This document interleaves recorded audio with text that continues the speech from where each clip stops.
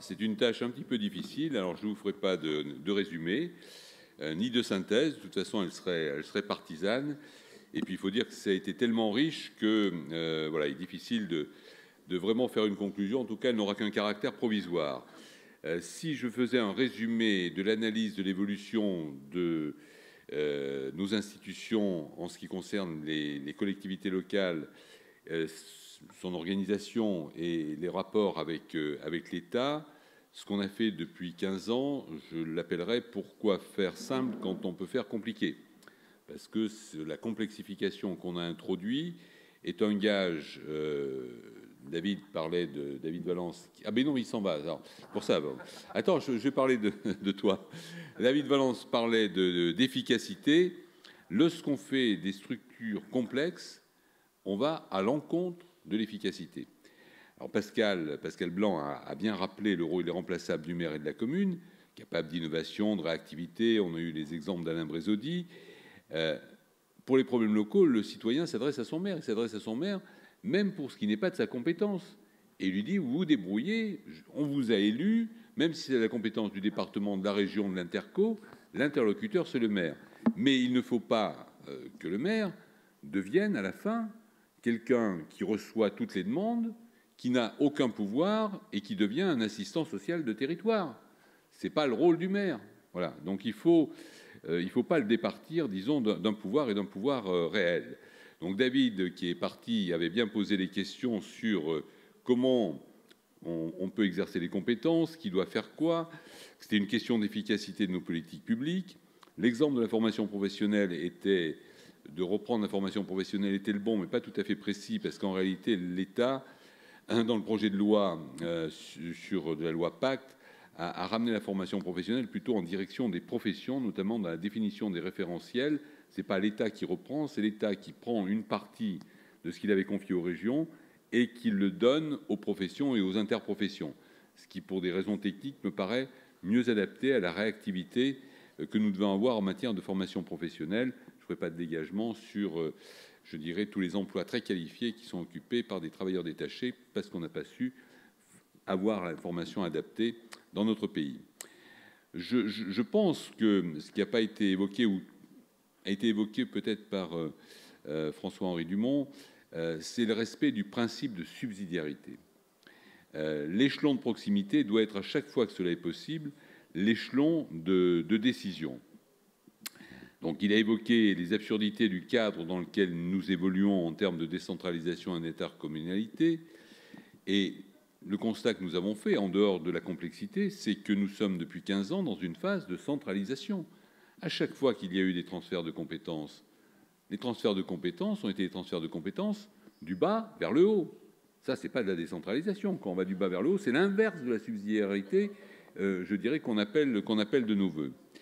Avec des règles rigides, avec une politique de métropolisation qui est présentée comme une évidence inéluctable du développement économique et du bonheur humain.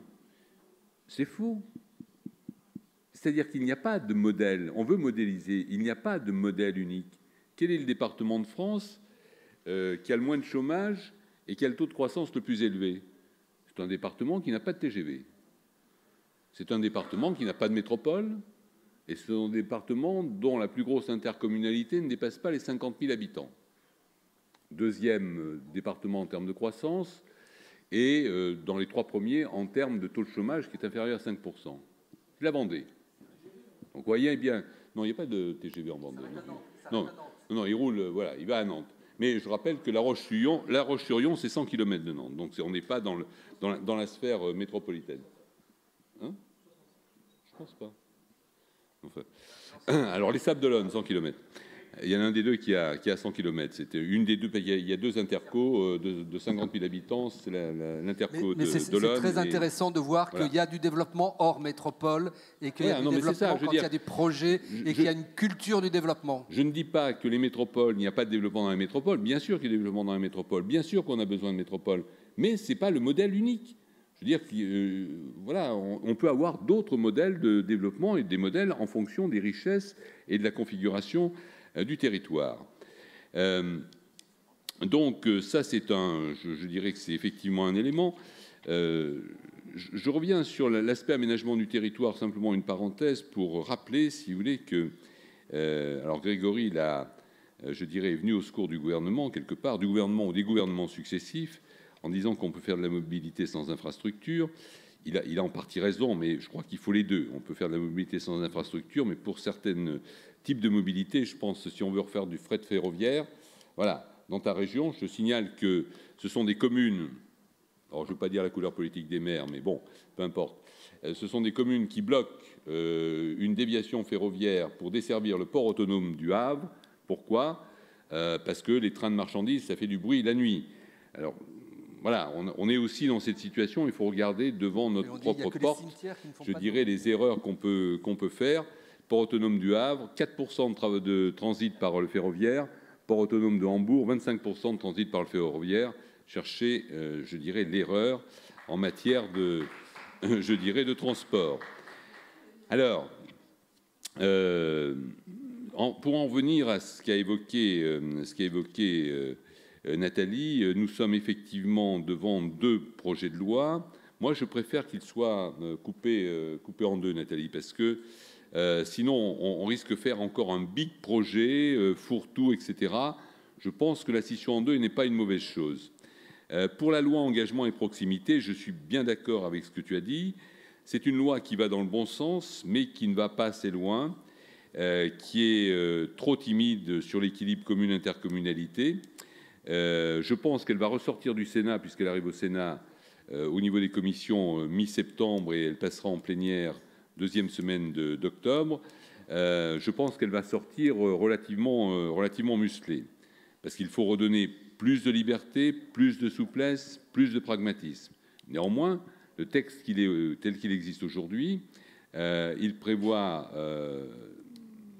laisse la possibilité, en tout cas, de redéfinir peut-être l'intérêt intercommunal ou l'intérêt communal, comme on veut, de la sécabilité de certaines compétences, qui nous a été refusée il y a peu de temps par le gouvernement représenté par Madame Gourault sur la loi eau et assainissement, qui a quand même été refusée au Sénat, ou du moins la version sénatoriale a été votée par 320 voix sur 340, je crois. Donc vous voyez que ce n'est pas un problème de sensibilité politique. Et là, on était en désaccord complet avec le gouvernement, que vous le savez sans doute, je soutiens par ailleurs. Mais ce n'est pas parce qu'on soutient qu'on est obligé d'être d'accord avec tout. Alors, donc, la sécabilité des compétences, la mise en place d'un système de délégation de l'EPCI vers les communes, ça répond à des possibilités de souplesse, l'évolution des périmètres, et on a vu récemment l'appui du gouvernement sur une loi qui permet, par exemple, de transformer une communauté de communes en commune nouvelle, en permettant à cette commune nouvelle de ne pas être obligée d'intégrer une intercommunalité, puisqu'elle va pouvoir, en tant que commune nouvelle, gérer les compétences communales comme commune nouvelle, mais comme c'était une ancienne intercommunalité, eh bien, elle gérera les compétences intercommunales qu'elle gérait déjà. Donc, on va quand même dans la bonne direction, mais avec quelque chose qui manque d'ambition. Voilà.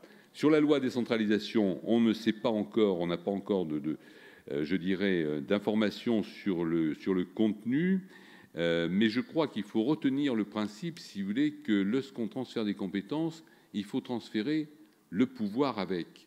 Lorsqu'on dit que les communes ont le pouvoir de proximité ou les départements ont le pouvoir de proximité, lorsque ces collectivités, finalement, n'ont aucune marge de manœuvre et sont en position de sous-traitants de l'État, quand on fait les cartes grises, les passeports, etc., c'est pas une compétence.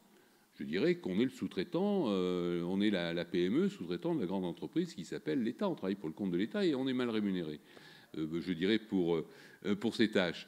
Donc il ne faut pas confondre les tâches de proximité qu'on doit faire parce qu'on est là pour ça, le conseil, mais il faut qu'il y ait un pouvoir de décision. Sinon, enfin, le maire va passer pour un charlot. Je m'excuse de m'exprimer ainsi, mais si à chaque fois qu'on lui demande quelque chose, il dit « je vais voir avec tel service de l'intercommunalité, je vais demander l'autorisation à monsieur le préfet », c'est ce que je disais, l'assistant social de quartier, je dirais qu'il va jouer un rôle peut-être de médiateur, mais qui n'aura plus aucun impact, et à ce moment-là, la fonction de maire sera effectivement dévalorisée. Donc voilà, ce que je voulais vous dire, ce n'est pas un résumé, ce n'est pas une conclusion. Il faut faire attention, je dirais, un petit peu aux modes aussi. Je suis d'accord, Grégory, l'étalement urbain. Alors, il faut penser que l'étalement urbain, ce n'est pas l'imperméabilisation, disons, de tous les sols. C'est-à-dire que les gens qui ont des grandes propriétés à 20 km de la ville, ils plantent des arbres aussi, ils ont aussi des pelouses. Enfin, ils ont, je dirais, c'est pas la bétonisation. Moi, je me poserais aussi la question, si on doit refaire le chemin inverse de la concentration urbaine, comment on l'a fait pour éviter les dégâts sociaux dont on a pu faire le constat au cours des dernières décennies, parce que si l'alternative à l'étalement urbain, c'est la concentration urbaine, je crois qu'il faut réfléchir à deux fois avant de faire machine arrière. Voilà. Enfin, en conclusion, si vous voulez, vous dire que la loi engagement et proximité et la loi décentralisation, ça constitue une étape décisive dans l'évolution des collectivités locales et des relations entre l'État et les élus locaux. Il n'est pas question de faire un grand soir, c'est-à-dire de revenir ni sur les périmètres des régions, ni sur le mode d'élection. Mais je crois que ce qui est important, parce que finalement on s'en fout, bon, c'est peut-être pas parfait, ça plaît à certains, ça plaît pas à d'autres, mais ce qui est important, c'est la manière dont on gère les compétences. On est aujourd'hui devant un échec financier, parce que je n'ai pas le sentiment que les différents niveaux de collectivités, régions, départements, intercommunalités et communes apportent un surplus de services et de confort proportionnel au surcoût qu'ont représenté leur inflation, y compris en termes de personnel, depuis une quinzaine d'années. Mon sentiment personnel, moi dans l'agglo que je connais bien, si jamais j'avais accédé à des responsabilités, ce qui ne sera pas le cas, donc je peux le dire assez gratuitement, je pense qu'on peut réduire de 20% le nombre de fonctionnaires de l'agglo à laquelle appartient ma commune, sans qu'il y ait aucune conséquence sur les services rendus aux habitants. Simplement, la réunionnite, les schémas inutiles dont vous a parlé notre géographe Dumont, il faut effectivement élaguer dans tout ça. Alors, nous sommes dans une étape décisive. Pourquoi ? Parce qu'il n'y aura pas, pendant ce mandat, de nouvelles lois sur les collectivités locales et la décentralisation. Il n'y aura pas de nouvelles lois d'ici la fin du mandat présidentiel législatif. Donc, si on a des choses à introduire, il faut le faire maintenant. Il y a une réflexion qui a été engagée au niveau du Parti radical, une réflexion qui a été engagée au niveau du Sénat, une réflexion qui a été engagée au niveau du groupe RDSE, puisqu'on avait fait un questionnaire et on a un certain nombre à avoir envoyé ce questionnaire à tous les maires de notre département pour connaître leurs attentes. Donc je crois qu'on va se mettre, on s'est déjà mis, mais on va poursuivre ce travail et on accueillera vos réactions et vos propositions bien volontiers avec Nathalie, Josiane Coste qui était là tout à l'heure, qui est là. Oui, pardon. Et d'autres parlementaires, Daniel Chassaing qui nous a quittés très, très provisoirement. Si vous avez des choses qui vous tiennent à cœur, vous nous les faites remonter, vous nous les transmettez.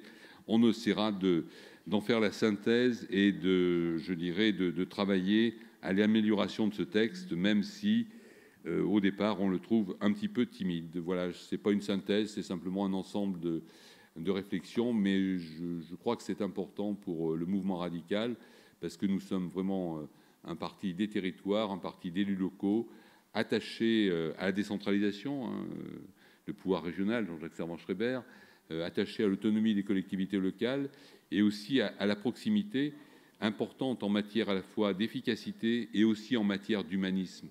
Lorsque on enverra nos citoyens uniquement vers des fonctionnaires ou des plateformes et qu'ils n'auront plus un interlocuteur élu en face d'eux pour comprendre, pour dialoguer, je crois que notre société ferait, si on allait dans cette direction, un recul important. Merci. Merci.